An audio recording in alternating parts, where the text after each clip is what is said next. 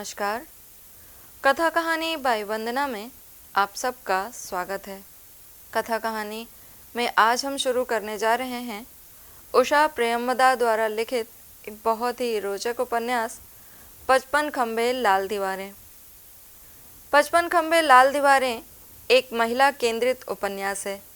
यह उपन्यास एक लड़की के अपने परिवार के लिए किए गए बलिदानों को बेहद मार्मिक रूप से चित्रित करता है। यही नहीं, यह उपन्यास भारतीय महिलाओं के जीवन के अलग अलग मुद्दों पर भी प्रकाश डालता है। इस कहानी की मुख्य किरदार है सुषमा, जो एक स्वावलंबी और आत्मविश्वासी महिला है। इसके अलावा वह अपने घर की आय का एकमात्र साधन है। पूरे परिवार की जिम्मेदारियां उसके ऊपर हैं। सुषमा दिल्ली यूनिवर्सिटी के एक गर्ल्स हॉस्टल में लेक्चरर है और बाद में अपनी काबिलियत के दम पर वार्डन भी बना दी जाती है। आर्थिक और शारीरिक रूप से आज़ाद होने के बाद भी कई तरह के बंधनों में बंधी है।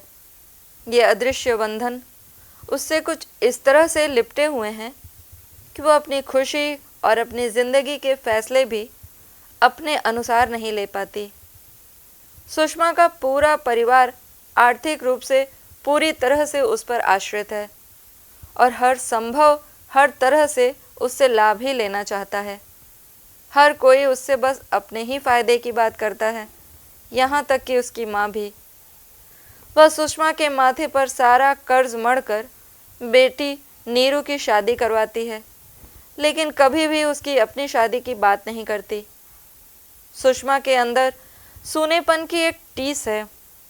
वो भी अपना संसार बसाना चाहती है, पति और बच्चे चाहती है, लेकिन उसके पैसों के लालच में घर वाले उसकी शादी नहीं करना चाहते हैं। उसके अपने परिवार से कोई भी उसका दुख और अकेलापन नहीं समझता। इसे पढ़ते हुए यह महसूस होता है कि नए जमाने की एक स्वावलंबी स्त्री किस तरह समाज से त्रस्त रहती है। पूरी तरह से आत्मनिर्भर होने के बाद भी समाज में अपने फैसले खुद नहीं ले पाती और समाज सिर्फ औरतों से बलिदान की ही उम्मीद रखता है। समय बदला, औरतों के रहने का तरीका बदला, मगर समाज की सोच नहीं बदली। बाद में सुषमा के जीवन में नील नाम का एक युवक आता है और वो उससे प्यार करने लगती है। शुरुआत में सुषमा नील को पसंद करने के बावजूद भी उसे खुद से दूर रखती है।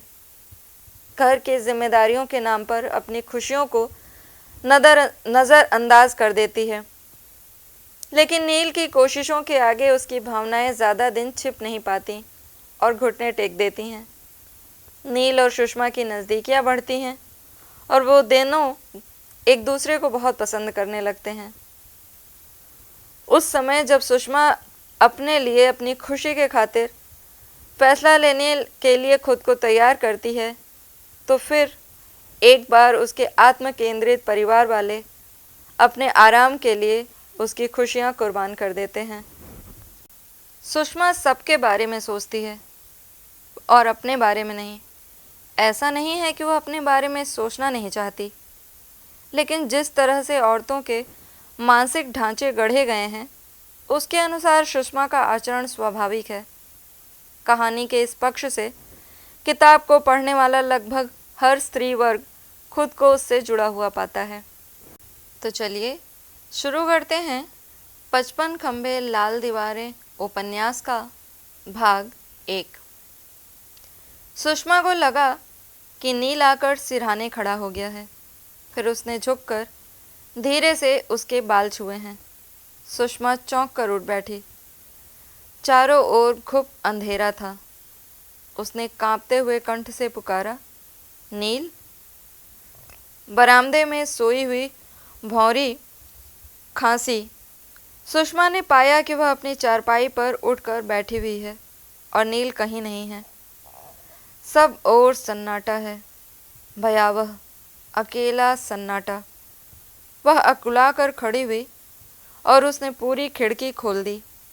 बाहर से प्रकाश की एक फांक आकर उसके पैरों पर लौटने लगी और सुषमा क्षणों का ठंडा स्पर्श अनुभव करती हुई अनझिप आंखों से बाहर ताकने लगी। रात्रि के वह मौन स्वर उसके चारों ओर मंडरा रहे थे।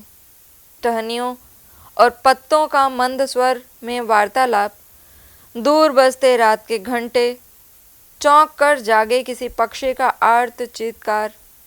सुषमा को लगा कि उसके प्राणों और रात्रि की आत्मा में घना साम्य है। वैसे ही कुछ मध्यम स्वरों की प्रतिध्वनियां गूंजती हैं। मन में कुछ करवट लेता है और चुप हो जाता है। ऐसा ही अभेद्य सर्वग्रासी अंधकार जीवन में सिमटता आता है। कुछ स्मृतियाँ, कुछ स्वप्न, कुछ अस्फुट शब्द। श्रमरत छात्र की तरह सुषमा बार बार उन पृष्ठों को उलट कर दोहराती है। उन संवेगों की दहलीज पर खड़ी होकर अतीत में झांकती है। मन की संकुल गलियों में भटका करती है। हर वाक्य, हर मुद्रा और प्रत्येक स्पर्श के अनेकों संदेशों पर रुकती हुई, ठहरती हुई। और उस समय इस संसार की सीमाएं दूर दूर हटती जाती हैं और वह अकेली रह जाती है, अपने में संपृक्त। और 55 खंभे लाल दीवारें का संक्षिप्त भाग 1 यहीं पर समाप्त होता है। अगले भाग के साथ जल्दी ही आपके समक्ष उपस्थित होंगे। तब तक के लिए नमस्कार।